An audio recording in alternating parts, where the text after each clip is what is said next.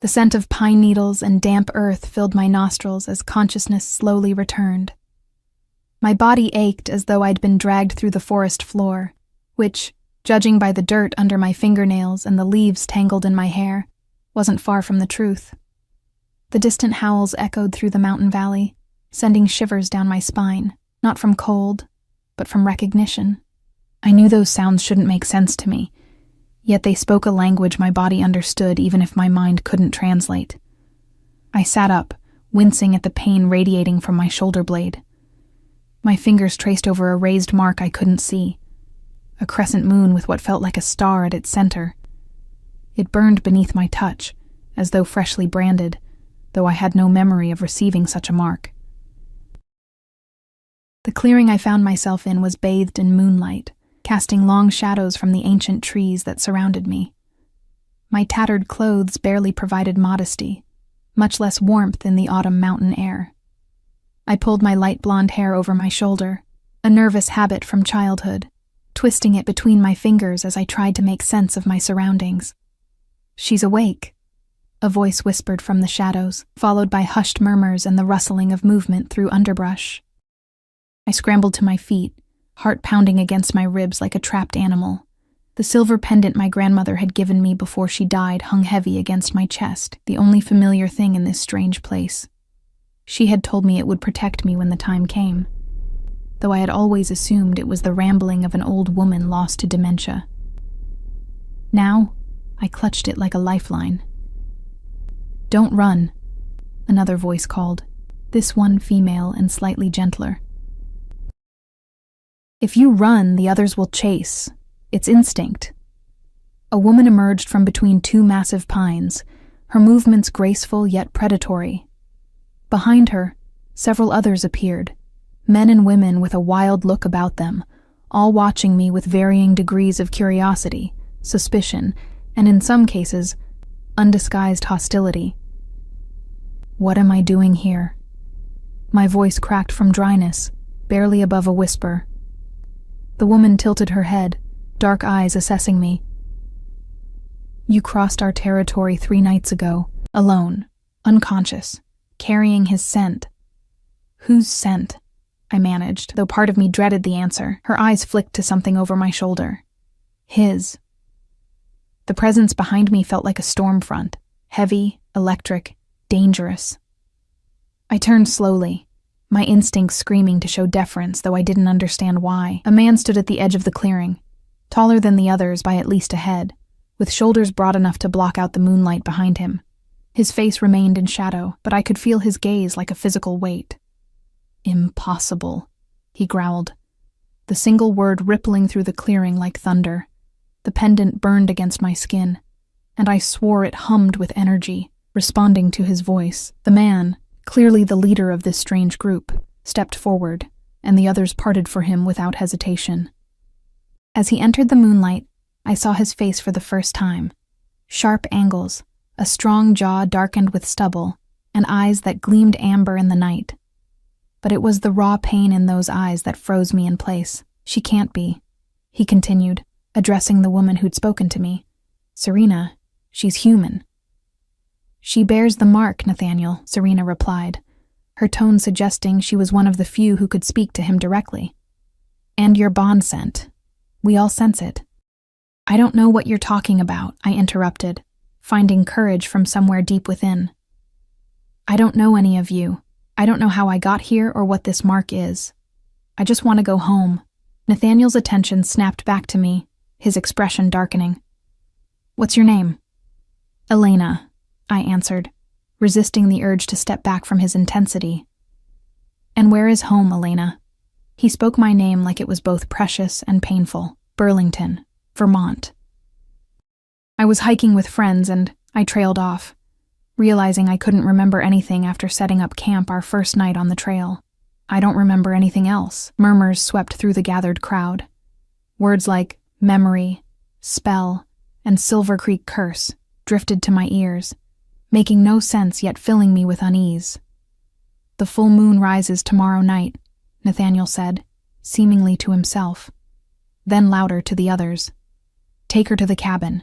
Guard her, but treat her as Pack until I decide what to do." "Pack?" I echoed, a hysterical laugh bubbling up. "Like a wolf pack? You people are insane."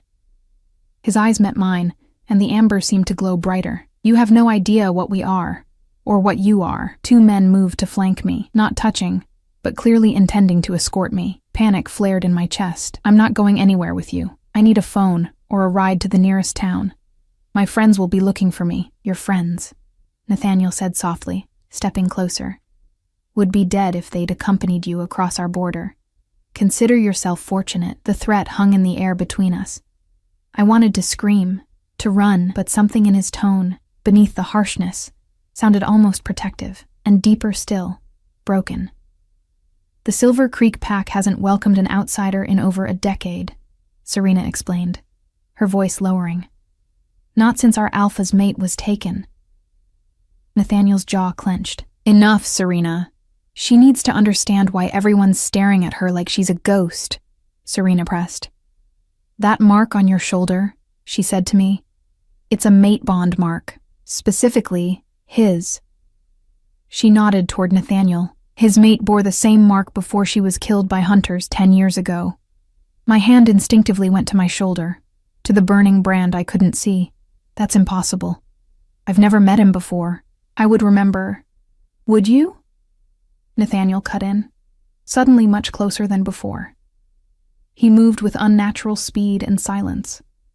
"You just said you can't remember how you got here." He reached out, and I flinched, but he merely brushed aside my hair to examine the mark on my shoulder. His touch sent an electric shock through my system, awakening sensations I'd never experienced, as though my body recognized him even if my mind didn't. "It's not possible," he whispered. But the certainty in his voice had faltered. My grandmother's pendant grew warmer against my skin. I remembered her words when she'd placed it around my neck on her deathbed. "When the time comes, this will help you remember who you really are." I'd thought it sentimental nonsense. Now, I wasn't so sure. "What happens tomorrow night?" I asked, dreading the answer. "During the full moon?" Nathaniel's eyes held mine. "If you're truly what they think you are, what that mark suggests, then tomorrow night will either confirm it or kill you." The pendant pulsed once, strongly, and a fragment of memory flashed behind my eyes, running through these same woods, but not in fear. Running with joy, with freedom, with him beside me. Then darkness, pain, and the sound of gunshots. I gasped, stumbling backward. "What's happening to me?" "Take her to the cabin," Nathaniel ordered again, his voice rough. "And find her something decent to wear. She smells like human." He said it like an insult, yet his eyes never left mine, searching for something. Recognition, perhaps. I stared back. This stranger who looked at me with such complicated emotion and felt something stir deep within. Not memory exactly, but instinct. Like my body was remembering what my mind couldn't. As they led me away, I glanced back once. Nathaniel stood motionless in the clearing, moonlight silvering his dark hair, his posture rigid with restraint. Our eyes met one final time, and in that moment I felt it, a tug deep in my soul, like a hook had caught there and was drawing me back toward him. Then Serena nudged me forward, and the connection broke. But as we walked through the dark forest, toward whatever fate awaited me, my grandmother's pendant continued to warm against my skin, like a promise waiting to be fulfilled. The cabin they brought me to stood apart from the others, nestled against the mountainside like it was trying to hide. Inside was sparse but clean. A bed with rough wool blankets, a wooden table with 2 chairs, a small fireplace, and a bathroom barely large enough to turn around in. The windows were uncovered but reinforced with what looked like steel bars.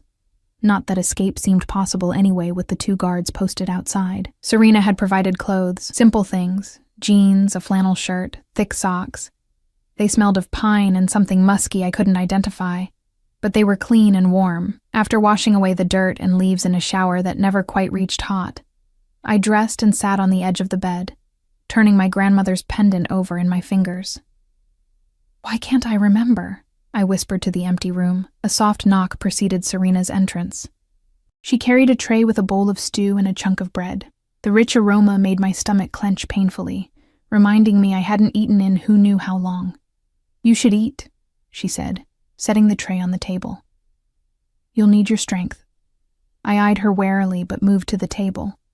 The stew was venison and root vegetables, hearty and delicious despite my suspicion. Serena sat across from me, watching with unnerving intensity. "Why are you staring at me?" I finally asked between bites. "Because you look exactly like her, like Aria." She leaned forward. "But that's impossible. We buried her body." I set down my spoon.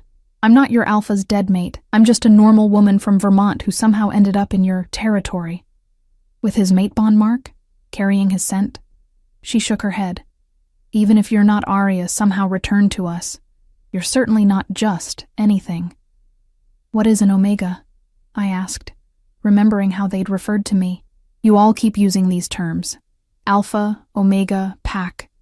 Like they should mean something to me." Serena's expression softened slightly. "In the simplest terms, an alpha is our leader, the strongest, the one who protects us all. An omega is," she hesitated, "traditionally the lowest rank, the weakest. But in the old stories, omegas were something else entirely. Rare wolves with gifts of healing, peace-bringing. Valuable beyond measure, especially to alphas who tend toward intensity." "But I'm not a wolf," I insisted. "And your alpha, Nathaniel, he's just a man." Her laugh was sharp.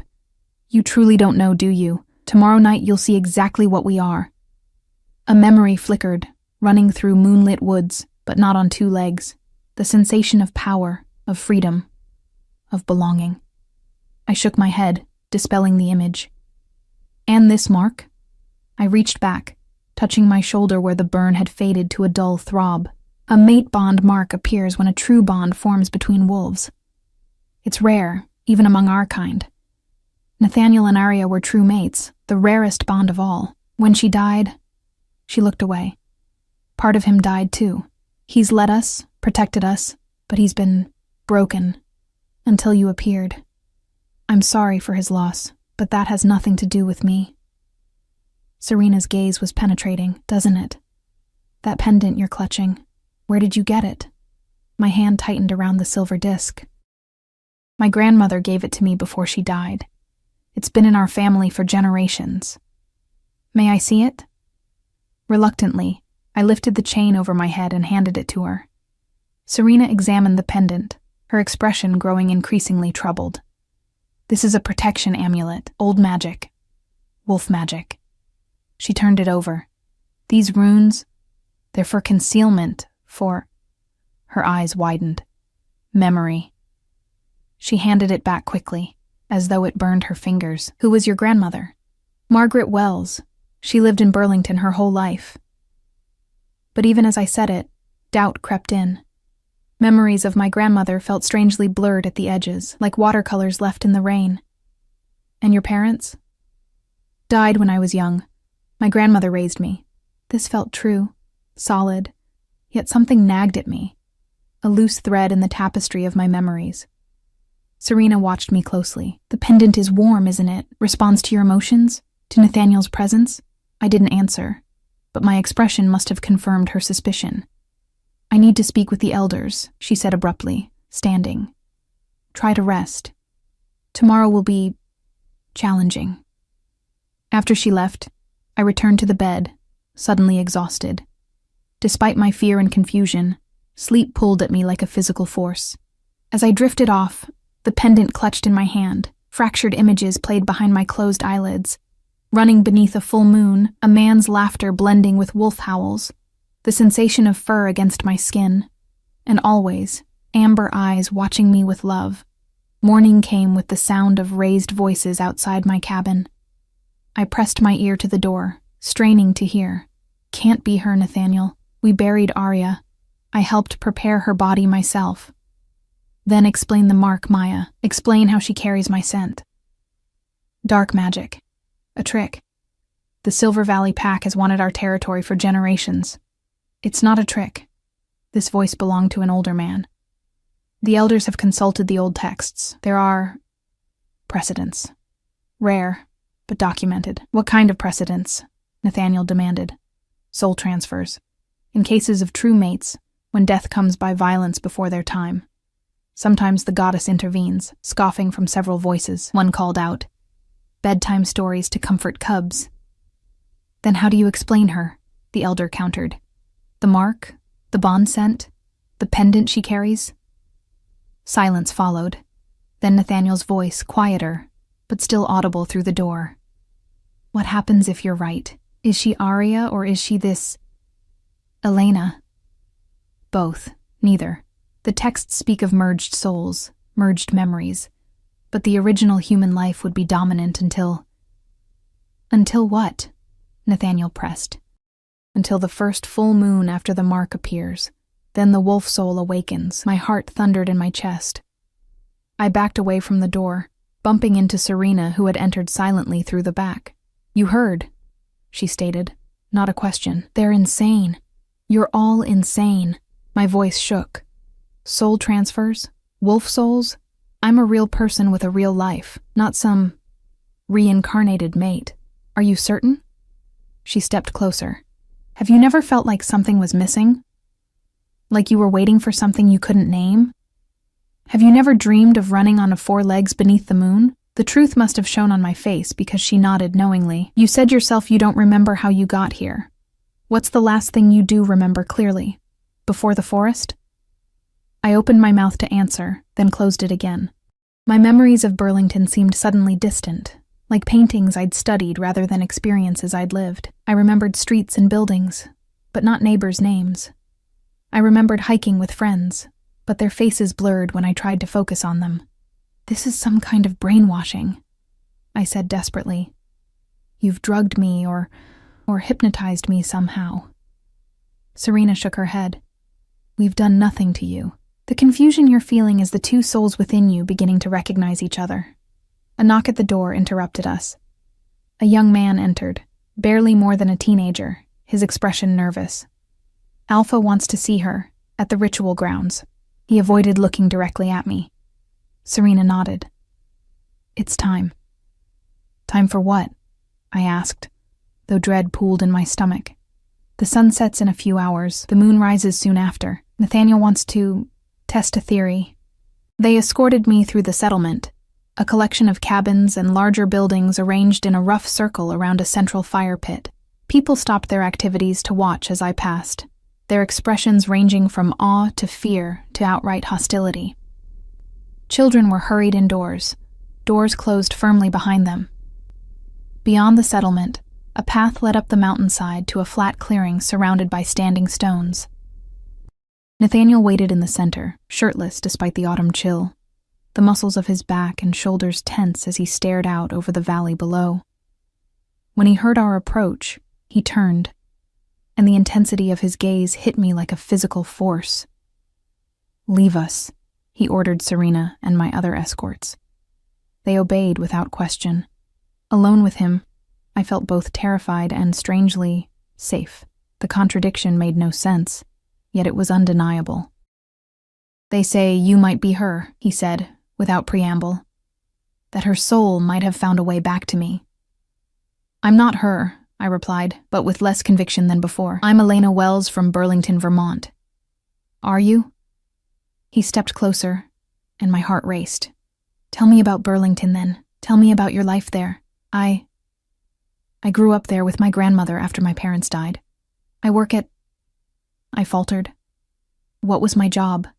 I could picture an office, a desk, but specifics eluded me. "You can't remember because those aren't your memories," he said softly.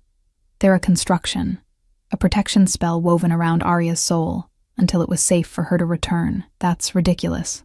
Is it?" He reached out slowly, giving me time to retreat. When I didn't, his fingers brushed my cheek with surprising gentleness. "Your body may be different, but your soul, I would know it anywhere." The pendant burned hot against my skin where it rested beneath my borrowed shirt. Without thinking, I reached for it, pulling it out. Nathaniel's eyes fixed on it, widening with recognition. Arya's pendant, her grandmother's before that, part of our pack's history for generations. "My grandmother gave it to me," I insisted. "Yes," he agreed, surprising me. "But who was she really? This woman you remember as your grandmother?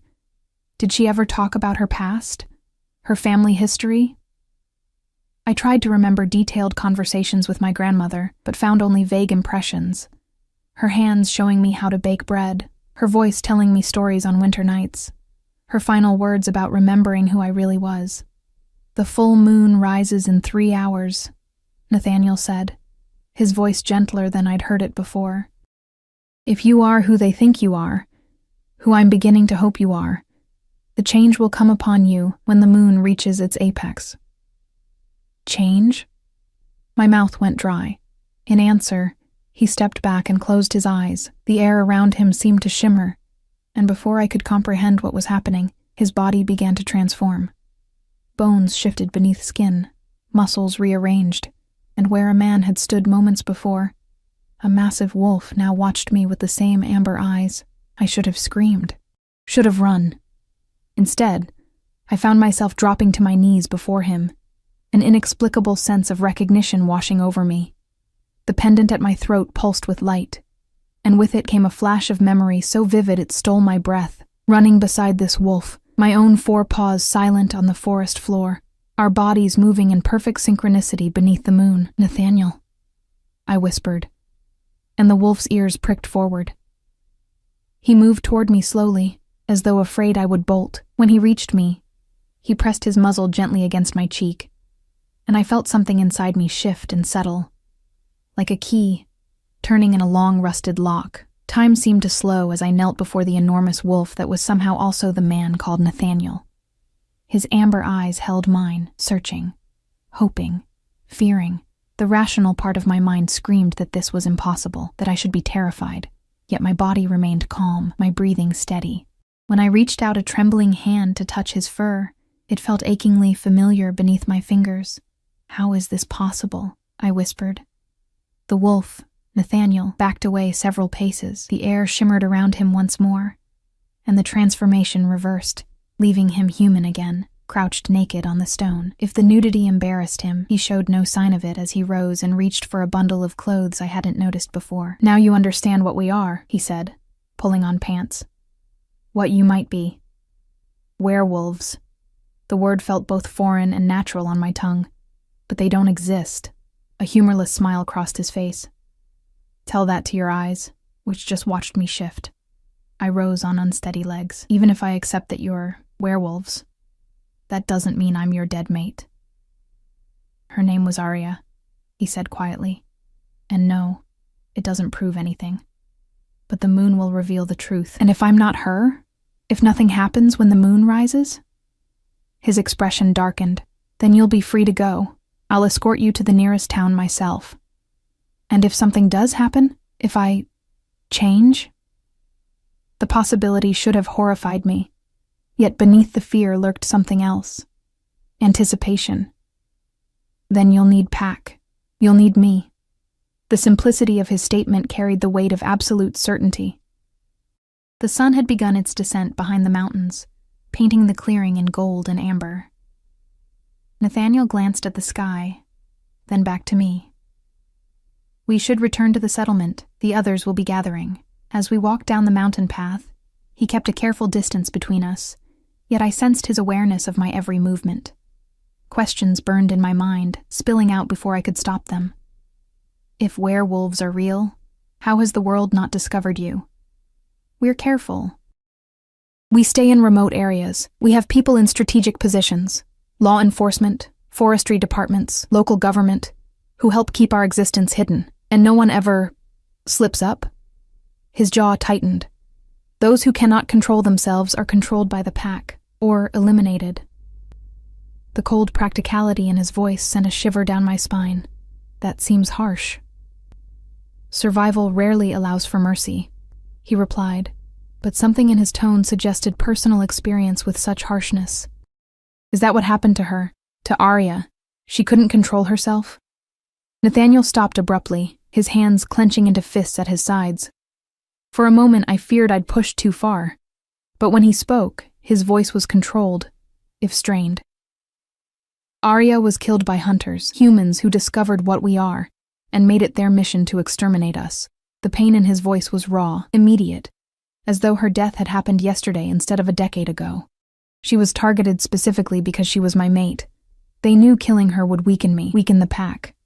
I'm sorry, I said softly, meaning it despite my confusion about my place in this strange situation. He nodded once, resuming our descent. The hunters were dealt with, but the damage was done. How did she die? I asked, then winced at my own insensitivity. I'm sorry, I shouldn't.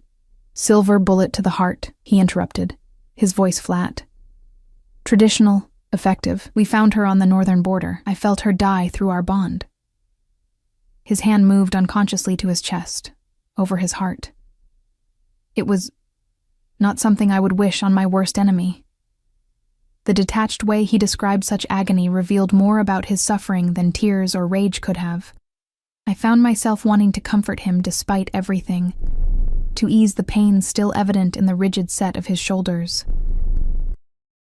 As we neared the settlement, sounds of activity grew louder.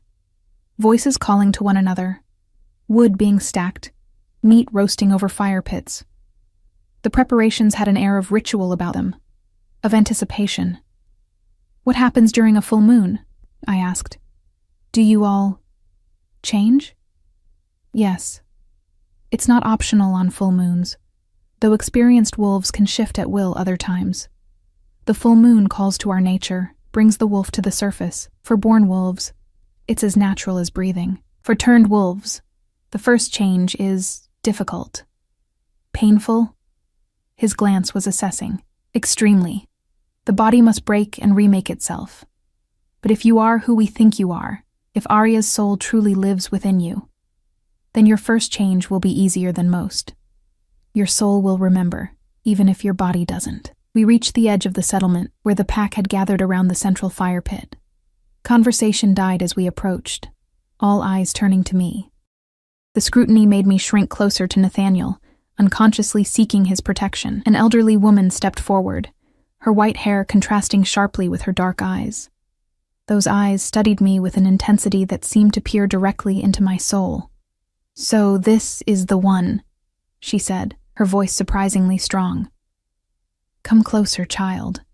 I glanced at Nathaniel, who nodded encouragingly. Steeling myself, I approached the old woman. I am Elder Thea, she said. I knew Arya from the day she was born. I prepared her body for burial. Her gnarled fingers reached for my face, tilting it to examine me in the fading light. You don't look like her. Yet something in your eyes. She dropped her hand to take mine, turning it over to study my palm. Human hands. Soft. Uncalloused. Arya's hands were strong from a lifetime of running wild, her eyes lifted to mine again, but souls leave no fingerprints. We shall see what the moon reveals. Elder, Nathaniel said, stepping forward, is there a way to ease her transition? If it comes, Thea considered this. The pendant she wears, it belonged to Arya's line. It may help center her if the change begins. And... She paused, glancing between us. The mate bond. It would anchor her, give her something to focus through the pain. The bond is dormant, Nathaniel objected. But not broken, Thea countered. If her soul is truly Arya's, the bond still exists. It merely sleeps. Their discussion of me as though I weren't present ignited a spark of irritation. I'm right here, I interrupted, and I'd like to understand what's happening to me. Thea's weathered face creased in a smile. Spirit. Good. You'll need it. She addressed the gathered pack. Prepare the ceremonial circle. If the goddess has indeed returned Arya's soul to us, we must honor the miracle properly. The pack dispersed to their tasks with the efficiency of those who had performed such preparations many times before. Nathaniel moved to join them, but I caught his arm. What if this is all a mistake? I asked quietly. What if I'm just an ordinary woman who somehow wandered into your territory with a similar mark by coincidence? His expression softened, and for a moment I glimpsed the man he might have been before grief hardened him. There are no coincidences of this magnitude, Elena, but whatever happens tonight, I will protect you. You have my word. The sincerity in his voice touched something deep within me. Why would you protect a stranger? Because, he said simply, you don't feel like a stranger. He moved away then, leaving me with Elder Thea, who watched our interaction with knowing eyes. He never looked at anyone after Arya died. she commented. Not once in 10 years, yet he can hardly take his eyes off you. Because he thinks I might be her, perhaps. Or perhaps his soul recognizes yours, regardless of the vessel it inhabits. She took my arm, guiding me toward a small building set apart from the others. Come. We should prepare you for the ceremony. Inside the building, several women waited with basins of water, herbal bundles, and simple white garments. They worked silently, washing my face and hands with water infused with herbs, brushing my hair until it shone like pale gold in the lamplight, and helping me change into a loose white dress that left my shoulders bare, the mate bond mark visible for all to see. Throughout their ministrations, my anxiety grew. The sun had set fully now. Soon the moon would rise. What would happen to me when it did? Would I change as they expected? Or would I remain stubbornly, disappointingly human? And which outcome did I truly hope for? The thought startled me. Part of me, the rational part that still identified completely as Elena Wells from Burlington, wanted nothing more than to remain human, to walk away from this madness and return to what? The more I tried to focus on my life before waking in these woods, the more it slipped away like smoke, leaving only vague impressions and half-formed memories. But another part, a part growing stronger by the hour, yearned for something else. For belonging, for wildness, for the freedom I glimpsed in Nathaniel's amber eyes when he looked at me. It's time, Elder Thea announced from the doorway. The moon rises. The women escorted me outside, where the entire pack had gathered around a large circle marked with stones and lit with torches. Nathaniel stood at its center, waiting. The murmurs of the pack fell silent as I approached.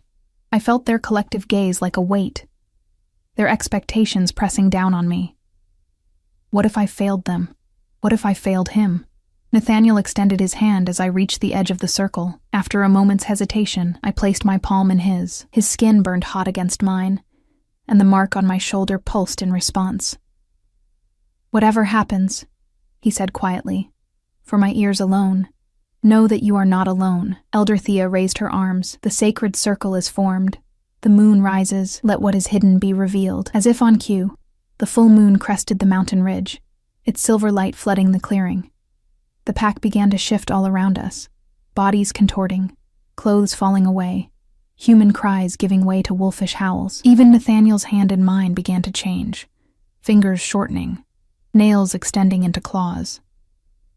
Don't fight it, he urged as his transformation began, his voice deepening to a growl.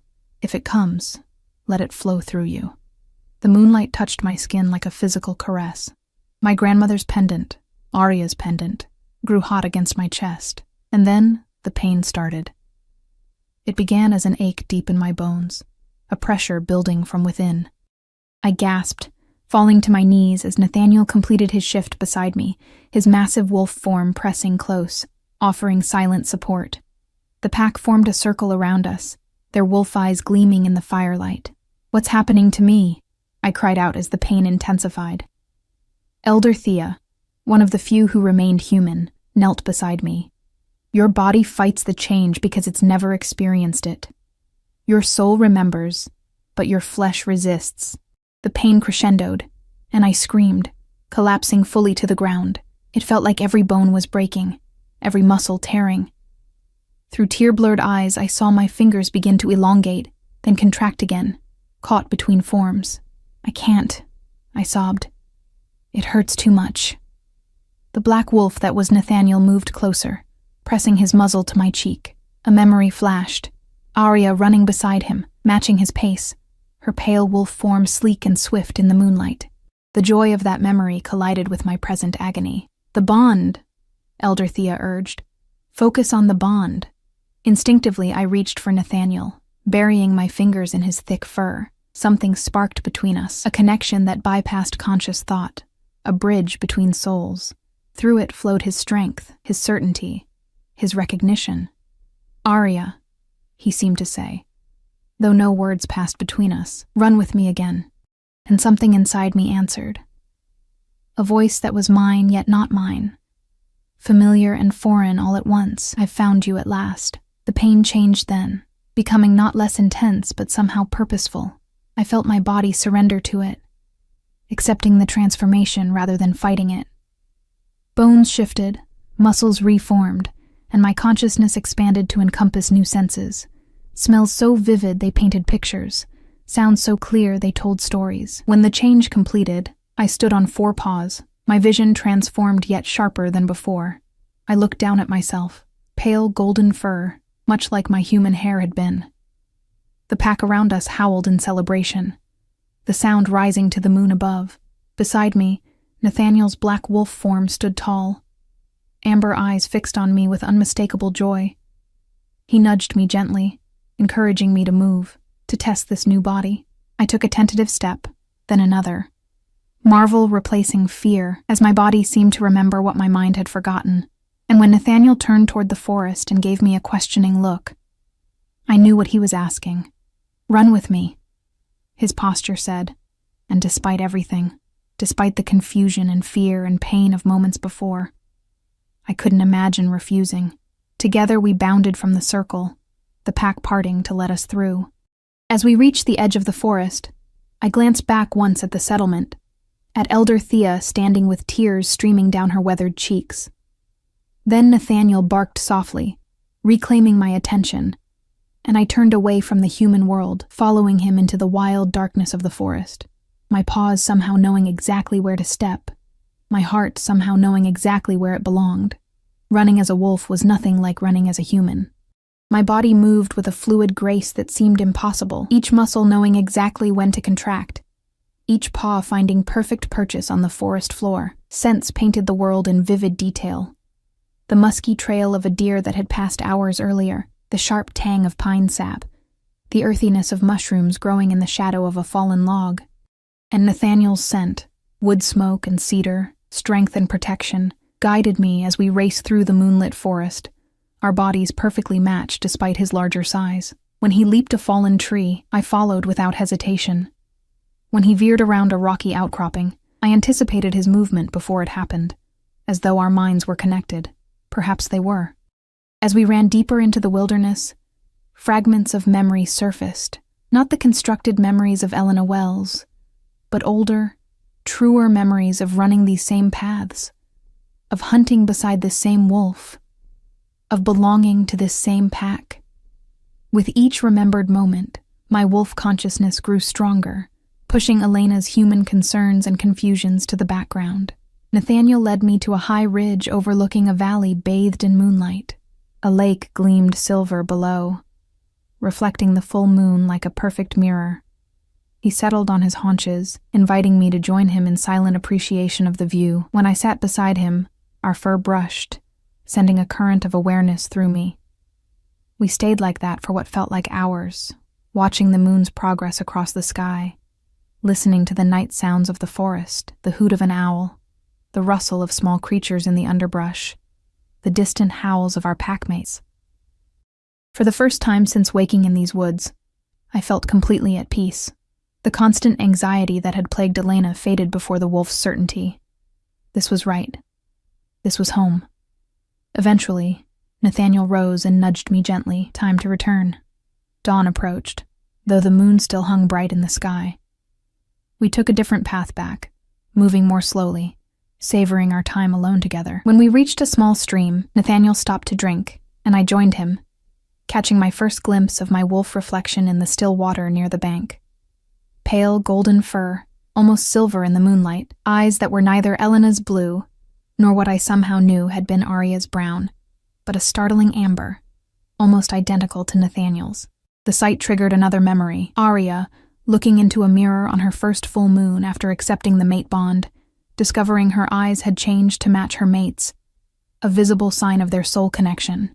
I jerked back from the water, the implications hitting me like a physical blow. The wolf consciousness retreated slightly, allowing Elena's thoughts to surface once more. If my eyes had changed, did that mean? Nathaniel noticed my distress, moving to press his body reassuringly against mine. Through our touch, I felt his concern, his question.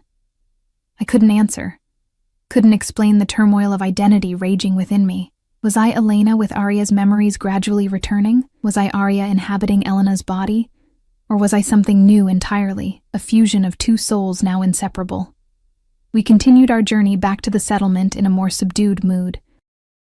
As we approached the edge of the forest, I felt the first warning pangs of the change reversing. Nathaniel led me to a small clearing just outside the settlement where clothing had been left for us, then disappeared behind a stand of trees to shift in privacy. My own transformation back to human form was less painful than the initial change, but still disorienting. Bones reshaped, fur receded, and suddenly I was kneeling naked on the forest floor, gasping as my senses dulled to human levels. I reached quickly for the clothes, a simple dress similar to the one I'd worn for the ceremony, and had just finished dressing when Nathaniel emerged, now human and clothed as well. In the faint pre-dawn light, his expression was cautious, uncertain. "How do you feel?" How did I answer that? Physically, I felt stronger than I ever had, despite the exhaustion of the night's activities. Mentally, I felt fractured, two sets of memories competing for dominance. Emotionally, confused, I finally said. When I was the wolf, everything felt clear. Now, the human mind complicates things the wolf accepts instinctively. He stepped closer, studying my face. "Your eyes changed." I nodded. "I saw them in the stream." Arya's eyes changed the same way when our bond was completed. His voice remained carefully neutral, but the hope in his gaze was unmistakable. "I remembered that," I admitted. "Or she did. I don't know how to separate myself from her." Perhaps you're not meant to." He hesitated, then asked the question that clearly weighed on him most. "Do you remember me, beyond tonight? Do you remember us?" Fragments flashed through my mind. His smile across a crowded room, his hand gentle on my cheek, his body moving over mine in the darkness. But they weren't complete memories, just disconnected images, impressions of emotions, pieces. I told him honestly. Like looking at a broken mirror. "I see reflections, but not the whole picture." Disappointment flickered in his eyes, quickly masked. "It's more than we had yesterday," he said with forced optimism. "Elder Thea believes the memories will continue to return with time, especially during the full moon." The sky had lightened to pale gray as we walked back into the settlement. Despite the early hour, many pack members were already up, their faces turning to us as we passed. The weight of their expectations pressed down on me once again. They wanted their alpha's mate restored, their pack made whole. But what did I want? Elder Thea waited at the door of the cabin where I'd stayed the previous night. Her shrewd eyes noted our separate approach, the careful distance Nathaniel maintained. "The run went well?" she asked, though her tone suggested she already knew the answer. Nathaniel nodded. "She shifted completely, ran strongly." "And the bond?" His jaw tightened. "Present, but incomplete." Elder Thea's gaze shifted to me. "And you, child? What did you experience?" "Memories," I replied. "Fragments of Arya's life. But I still feel like myself, like Elena." "Of course you do," she said, as though this were obvious. "You are Elena, but you are also Arya, two souls sharing one vessel. In time, they will integrate more fully, but they will always remain distinct in some ways." "Is that possible?" Nathaniel asked, a new tension in his voice. "For her to be both?" Elder Thea shrugged. "The old texts speak of such cases, though they are rare. A soul transfer is not a replacement, but an addition, a joining." "And the bond?" he pressed. "Will it ever be as it was?" The elder's expression softened with something like pity. "Nothing is ever exactly as it was, Alpha. Not even souls returned from beyond." His face hardened, and he turned to go without another word. I felt his withdrawal like a physical pain, the tenuous connection between us stretching thin. "Nathaniel," I called after him, unsure what I wanted to say, but knowing I couldn't let him leave like this. He paused but didn't turn. "Rest," he said, his voice distant. "The first shift drains even born wolves. We'll speak later." As he walked away, Elder Thea sighed beside me. He hoped for a miracle, Arya fully restored to him, as though the decade of grief was merely a bad dream. "Reality is more complicated. He's disappointed," I said, watching his retreating figure. "He's afraid," she corrected. "Afraid to hope, afraid to lose her, you, again. Afraid that this partial return might be more painful than complete loss." I I turned to her, sudden anger flaring. And what about what I want? Everyone here sees me as someone I don't fully remember being. What if I don't want to be Arya? Instead of offense, understanding filled her wrinkled face. What do you want, child? The question caught me off guard. Since waking in these woods, I'd been reacting to others' expectations, others' certainties. What did I want? I began, then faltered. Elena's desires seemed increasingly hollow. To return to a life I could barely remember. A job whose details escaped me. Friends whose faces blurred in my memory, yet fully embracing Arya's identity, Arya's role, Arya's mate. That terrified me equally. I want time, I finally said. Time to understand who I am now. Elder Thea nodded. A reasonable request, and one you should make directly to Nathaniel. He is your alpha, whether you fully accept that yet or not. Will he grant it? He has waited 10 years, she said simply. He can wait longer if it means having you back truly and willingly, rather than out of obligation or confusion. I slept through most of the day, exhausted from the night's transformation. When I woke, the sun was already beginning its descent, painting my cabin in amber light. A tray of food waited on the table: bread, cheese, cured meat, along with a steaming mug of something herbal and fragrant. A note beside it read simply, "Join me at the Alpha's house when you're ready." And, after eating and washing my face, I stepped outside to find Serena waiting. "I'm to escort you," she explained. "Though I suspect you could find your way now." She was right. Though I'd never consciously been to the Alpha's house, my feet seemed to know the path through the settlement. The largest building stood slightly apart from the others, built from the same rough timber, but with more care, more permanence. It felt familiar, like a dream half-remembered. Nathaniel opened the door before I could knock, as though he'd sensed my approach. Perhaps he had. "Thank you, Serena," he said, dismissing her with a nod. To me, he added, "Please come in." The interior was surprisingly warm and welcoming.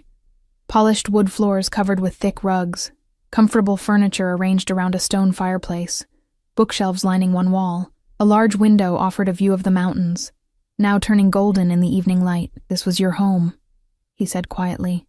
"Yours and Arya's." I moved through the space, trailing my fingers over surfaces that sparked vague recognitions. A quilt draped over a chair, a collection of stones arranged on a shelf, a painting of wolves running beneath a full moon. "I chose that painting," I murmured, the memory surfacing unexpectedly. "On our 2nd anniversary, Nathaniel's intake of breath was sharp. Yes, you said it reminded you of our first run together." I turned to find him watching me with a painful mixture of hope and wariness. "I remember fragments, Nathaniel, but not everything. Not us. Not completely." He nodded, his expression carefully controlled. "Elder Thea explained the nature of soul transfers more fully after you went to rest. She believes your memories, Arya's memories, will continue to return, but I'll never be exactly her," I finished when he trailed off. "I'll always be partly Elena, too." "Yes." He moved to stand before the window, looking out rather than at me. "I need to know if that's something you want. To remember, to become more her." The question echoed my earlier thoughts so closely it startled me. "You're asking what I want." He turned back, his expression serious. "I won't force this, Elena. If you wish to leave, to return to your human life, I will escort you safely from our territory. The pack would not approve, but they would obey my decision." The offer surprised me. "And if I stay? Then we take whatever time you need. The bond exists between us. Your shifted form and changed eyes prove that. But bonds can remain dormant if both parties choose. And if I want to explore the bond, to remember more of Arya's life, our life together?" Something flared in his eyes: hope, desire, fear. Then we begin again, slowly, getting to know each other as we are now, not as we were then. The offer touched something deep within me. Not pressure to become someone else, but space to discover who I might be, the best of both souls now sharing one life. "I don't want to leave," I said, the decision feeling right as I spoke it. Elena's life feels increasingly distant, like a story I read once rather than my own experience. But I'm not ready to fully embrace being Arya either.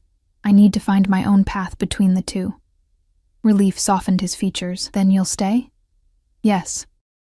If the pack will accept me as I am. Not fully Arya, not fully Elena, but something new. They will follow my lead, he said with simple confidence, and I accept you exactly as you are. He extended his hand, a gesture both offering connection and respecting boundaries. After a moment's hesitation, I placed my palm against his. The contact sent a warm current up my arm, the mate bond mark on my shoulder pulsing in response. I feel it, I whispered. The bond. It's like music just at the edge of hearing. His fingers tightened around mine. That's how it begins. Our eyes met, and for a moment, I glimpsed what we might become together. Alpha and mate, partners and equals, two souls who had found each other across an impossible divide. The vision was both exhilarating and terrifying. I'm afraid, I admitted. Afraid of losing myself in her memories, in your expectations.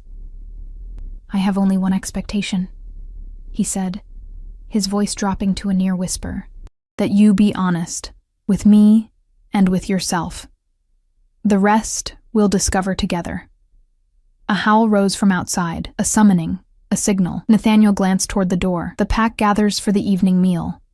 They'll want to see you, to welcome you properly. He hesitated. Are you ready for that? Was I ready to face them, to accept their welcome while still uncertain of my place among them? The old Elena would have shrunk from such scrutiny. But the wolf that now lived within me, that had run beneath the moon with her mate, urged me forward. Yes, I said, squaring my shoulders. I'm ready. As we walked together toward the central gathering place, Nathaniel kept my hand in his, a public declaration of my status that wasn't lost on the watching pack members. Their expressions ranged from joy to wonder to cautious acceptance. Elder Thea met us at the edge of the gathering, her eyes bright with approval. The prodigal daughter returns, she said, loud enough for those nearby to hear, by the grace of the goddess and the power of the true mate bond. Arya's soul finds its way home in a new vessel. Murmurs rippled through the crowd. I felt myself tense, ready to object to this simplification of my complex reality. But Nathaniel spoke first. We welcome both Arya and Elena, he announced, his voice carrying across the suddenly silent gathering. Two souls now joined as one. My mate returns to us changed, as all who journey beyond must be. The pack will honor her path of remembering, of becoming. His public acknowledgement of my dual nature sent a wave of gratitude through me. He understood, perhaps better than I did myself, the delicate balance I needed to maintain. As the pack came forward one by one to greet me, some with tears, some with joyful embraces, some with respectful nods, I felt something settle within me. Not completion, not yet, but a beginning. A path forward that honored both who I had been and who I might become. And through it all, Nathaniel remained at my side, his hand warm in mine, his presence a silent promise. Whatever came next, I would not face it alone. The weeks that followed my transformation brought a steady rhythm to my new life. Each day I learned more about the pack, about their customs and hierarchies, about my place among them as the alpha's mate, or potential mate, as Nathaniel was careful to emphasize whenever others referred to me solely as Arya. She will choose her own path, he would say, his tone leaving no room for argument. In her own time. His patience amazed me, though I could sense his longing through our bond, a connection that grew stronger with each passing day. He never pressured me to remember more quickly, to become more fully the woman he had loved and lost. Instead, he shared stories of their life together when I asked, but focused more on helping me find my footing in the present. We spent our days separately, he attending to pack business with his lieutenants, I learning the practical aspects of pack life from Elder Thea and Serena, who had become something of a friend. But each evening, we would walk together through the forest as the sun set, talking about everything and nothing, building a new relationship brick by careful brick. Did you always want to be alpha? I asked one evening as we followed a deer trail through stands of golden aspen. He considered this thoughtfully. No. My father was alpha before me, and I expected him to lead for many more years. I was content to be his second, to learn from him what happened. Pain flickered across his features. The same hunters who later took Arya. They came 3 years earlier, killed my father and 2 others before we drove them back. I touched his arm gently. I'm sorry. He covered my hand with his. It was a difficult time. I was younger than most alphas, only 26. Some questioned whether I was ready. A shadow of a smile touched his lips. Arya never doubted. She stood beside me from the first day, fiercer than any warrior in defending my right to lead. The image came unbidden, standing before a circle of doubting faces, my chin raised in defiance, declaring that anyone who challenged Nathaniel would face me first. The memory was so vivid I could feel the anger that had coursed through me, the absolute certainty that he was meant to lead. I remember, I whispered. The challenge circle. 3 wolves stood against you, Damon, Stefan, and Reese. Nathaniel's steps faltered. Yes. That was the first time anyone saw your true strength. You may have been physically smaller than any wolf in the pack, but your spirit... He shook his head in wonderment. No one questioned either of us after that day. The memory filled me with a strange pride that didn't fully feel like mine, yet settled comfortably alongside my own emotions. These moments came more frequently now. Flashes of Arya's life slipping seamlessly into my consciousness, becoming part of my own history. Does it bother you? I asked as we resumed walking. That I'm not fully her? He was silent for several steps. At first, he admitted finally, I wanted a miracle. Arya restored exactly as she was. But now, he turned to face me, his eyes reflecting the golden light of sunset.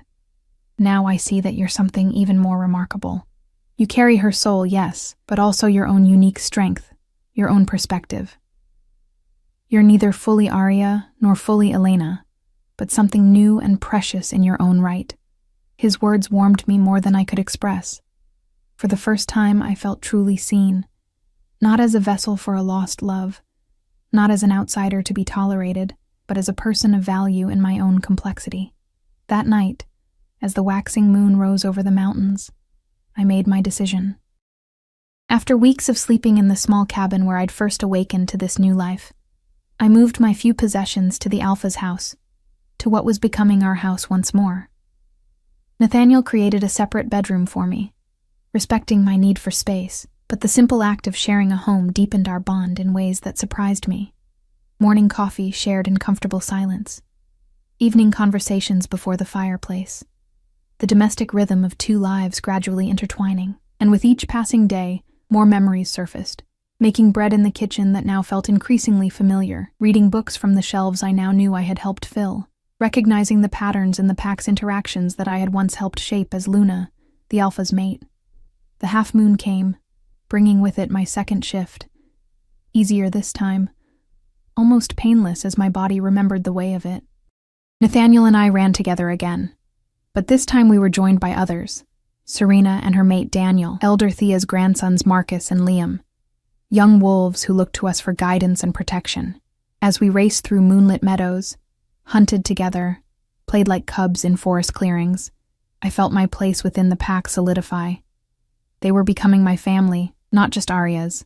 My loyalty to them grew from my own experiences, not just inherited memories. Returning to human form at dawn, exhausted but exhilarated, I found myself lingering at Nathaniel's side, rather than retreating to my separate room. When his hand tentatively sought mine, I laced my fingers through his without hesitation. The bond grows stronger, he observed quietly. Yes. I could feel it now, even in human form. A warm current connecting us, allowing glimpses of emotions, sometimes even thoughts when we touched. He studied my face in the soft morning light. Are you happy here? With us? With me? The question deserved honest reflection. Was I happy? The life I had believed was mine, Elena's ordinary human existence, had faded to such a distant memory that I no longer mourned its loss. In its place had grown something richer, deeper, more connected than anything Elena had known. Yes, I said simply. I am. His smile then, rare and beautiful, warmed me to my core. That night, I dreamed of Arya's death. Not fragments or impressions as before, but the full, terrible memory. Running patrol along the northern border. The scent of unfamiliar humans, the crack of rifles, the burning agony as silver pierced her heart. Nathaniel's roar of anguish through the bond as darkness claimed her. I woke screaming, drenched in sweat, the phantom pain in my chest so real I clutched at it, certain I would find blood. Nathaniel was there instantly, kneeling beside my bed, his hands hovering uncertainly until I reached for him. He gathered me against his chest as I sobbed, trembling with the horror of a death I had experienced yet hadn't. I felt it. I gasped. The bullet. The silver. It burned. I know, he whispered, his own voice rough with emotion. I felt it too, through the bond. You felt me die. The realization struck with fresh horror. He nodded, his arms tightening around me. Part of me died with you that day. We held each other as the night deepened around us, sharing a grief that belonged to both past and present. When my tears finally subsided, I didn't ask him to leave. Instead, I shifted over in the bed, making space for him beside me. Stay, I whispered. Just to sleep. I don't want to be alone with these memories. He hesitated only briefly before stretching out beside me, carefully maintaining a small distance between our bodies. But when I turned to curl against his side, seeking comfort, he gathered me close, his heartbeat strong and steady beneath my ear. I've got you, he murmured into my hair. Always. I slept deeply after that, and if I dreamed again, I didn't remember it. Morning brought awkwardness. Waking in his arms felt both new and achingly familiar, but also a deeper connection. The final barrier between Arya's memories and my present self had broken. I remembered everything now. Her childhood in the pack, her joy when she recognized Nathaniel as her mate, their years together leading the Silver Creek wolves, and yes, her violent end at the hunter's hands. But these memories didn't overwhelm my identity as they once might have. Instead, they integrated, enriching rather than replacing my sense of self. I was neither fully Elena nor fully Arya, but a unique blend of both souls, with loves and loyalties, strengths and fears that belonged distinctly to me. The full moon rises tonight, Nathaniel said over breakfast, watching me with careful attention. How do you feel? Different, I admitted. Complete, in a way I wasn't before. I remember everything now, Arya's entire life, hope and caution warred in his expression. And what does that mean for us? I reached across the table to take his hand, the gesture now natural, necessary. It means I know what we were to each other, what we could be again. I met his gaze steadily. I'm not Arya, not exactly. But I love you with her heart and my own. The words, once spoken, felt perfectly true. The love I felt for him had grown from both Arya's memories and my own experiences of his patience, his strength, his unwavering support as I found my way. I've loved you across death itself, he replied, his voice rough with emotion. Whoever you are, however you've changed, my heart recognizes yours. The bond between us flared, stronger than ever, a golden thread connecting our souls. Through it, I felt his love, his hope, his lingering fear that happiness might yet be snatched away again. I choose this, I told him firmly. I choose us. Not because of memories or destiny, but because of who we are together, here and now. The full moon that rose that night called to me more powerfully than either previous shift. As the pack gathered in the ceremonial circle, anticipation hung heavy in the air. They sensed the change in me, in us, the strengthening of the alpha pair bond that protected and unified the entire pack. Elder Thea approached as we waited for moonrise, her shrewd eyes taking in our clasped hands, the diminished space between our bodies. You've remembered, she stated simply. Everything, I confirmed. She nodded, satisfaction evident in her weathered features. And made your choice? I glanced at Nathaniel, drawing strength from his steady presence. Yes, I choose to be Luna to this pack, mate to this man. Not as Arya reborn, but as myself, carrying her soul, her love, her memories, but also my own heart, my own will, my own future. The elder smiled, reaching up to touch my cheek gently. The goddess knows what she's doing, child. Always. As the moon crested the mountain ridge, the shift came upon us all. This time, I welcomed it without fear, embracing the wolf that lived within me. The transformation was swift, painless, joyful, my body finally fully aligned with my dual soul. Rising on 4 paws, I found Nathaniel's black wolf waiting, amber eyes fixed on mine. Through our bond, I felt his question, his invitation. Run with me, mate of my soul? My answer required no words, only the press of my muzzle briefly against his before I bounded toward the forest, knowing with absolute certainty that he would follow, as I would always follow him in turn. The pack ran together that night, celebrating the full restoration of their alpha pair, but as the night deepened, Nathaniel led me away from the others, up winding mountain paths to a hidden meadow carpeted with wildflowers that glowed silver in the moonlight. There, beneath the full moon's blessing, wolf souls merged in ancient ritual, reaffirming a bond that had transcended death itself. And when dawn approached and we shifted back to human form, we remained entwined, no longer separate beings, but 2 halves of a whole finally reunited.